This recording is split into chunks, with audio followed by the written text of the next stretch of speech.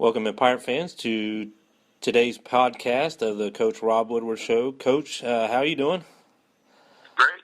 Excited to be back. 2016 football.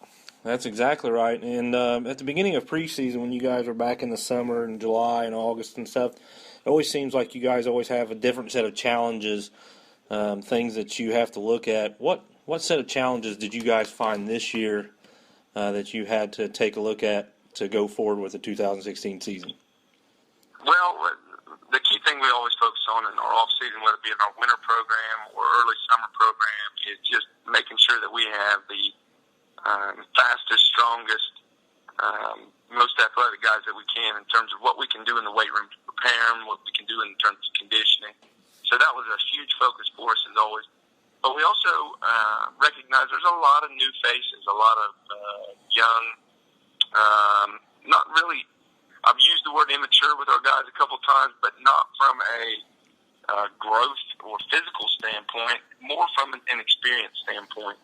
So we just looked at talking to our guys about challenging them and paying attention to detail, what it takes when you start to get out there, because there's going to be certain times where you haven't had the experience of falling on your face or making that mistake that you're now going to, be on a big stage for. So we tried to get them as much experiences and exposure to different things as we could, as well as building some team leadership and trying to get guys to step up in those leadership roles. So I think we've done a great job of mimicking a lot of that, and we put together again another group that's strong and fast, a lot of speed out on the field, but a lot of new faces that are going to at times make mistakes, and we're going to have to coach them up through that and get them to a level as quickly as possible as we can in terms of experience.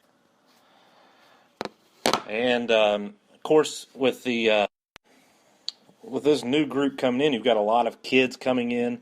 Has it been the biggest class or set of classes you've had here at Wheelersburg?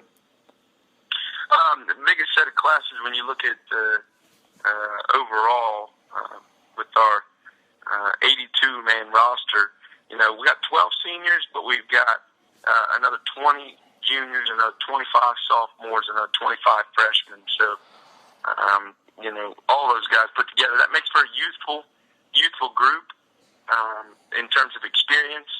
But it's really exciting because of the competition. I really like to see how our guys compete. And then you get through the preseason, all those scrimmages, and now you end up having to take on one of the premier teams in the area, the Ironton Tigers. Obviously, there's a lot of unknown expectations on either team. What do you do to prepare your kids to get ready for that big game? Well, it's just here we always stress the biggest game is the next game, and for us right now, that is obviously the Ironton Fighting Tigers, a program that has a very storied history and past. One that is always a big game for us. It's always that when you go out on that first week one stage and you're asked to play at the highest caliber because you know your opponent's going to be giving you the same. So. There'll be, like I mentioned before, some mistakes made by some younger players or guys that just maybe haven't had that experience. But we hope to limit those as much as possible. And I truly feel like we've got a group that can be very explosive and focus on the things that they need to do and really settle down and just go have fun playing a game of football. And we talk about a little saying. FIF, football is fun, and we want to make sure that we're having fun out there, and we're obviously focusing on things that coaches talk about in order to play, but you can't get too much caught up in who it is and what it is. It's a game of football, and each week we feel like we get the team's best game. So this week, it's a great opponent, and we're ready to go out and showcase what we've been working on. Is there anything that you worry about, especially when kids start school during the week, that as far as focus for the team, or do you just try to get them into the hours of practice where they normally are and slot them there and just roll with it?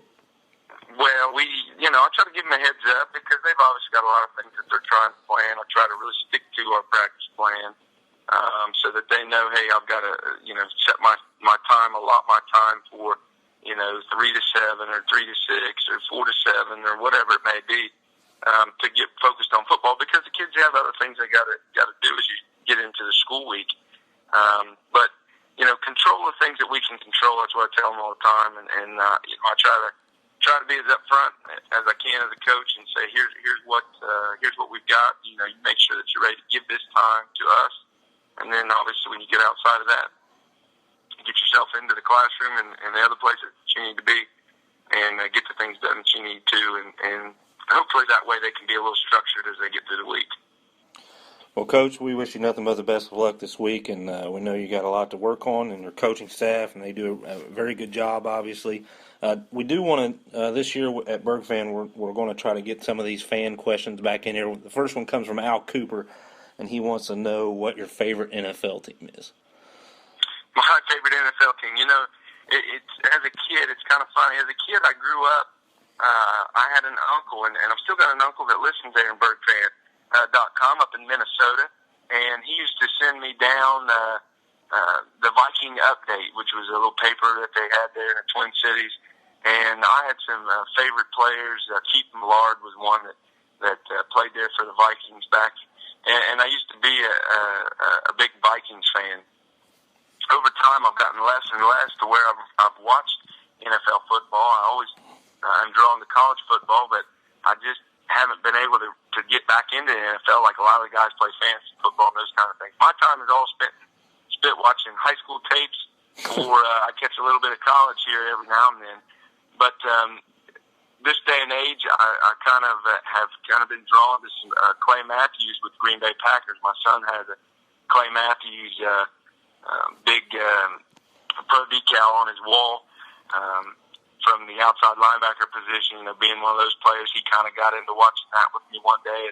And I've kind of been drawn to the fact that the Packers are owned by the fans. I really love that. So a dream of mine one day is to attend a Packers game. I'd like to go to one. I've only been to an NFL preseason game one time. I watched the Vikings and the Bengals one time, but I've never been to an actual game. But I hope one day to travel up and get to see where I think the game of football was really born. And when you talk at the NFL level, we're there with Vince Lombardi and the teams there at Green Bay. So I'd like to get up there sometime and watch a game. So if I had to say somebody today who's kind of my team that I watch, I would say it's the Packers. I know that's a rival of the Vikings back in the day, but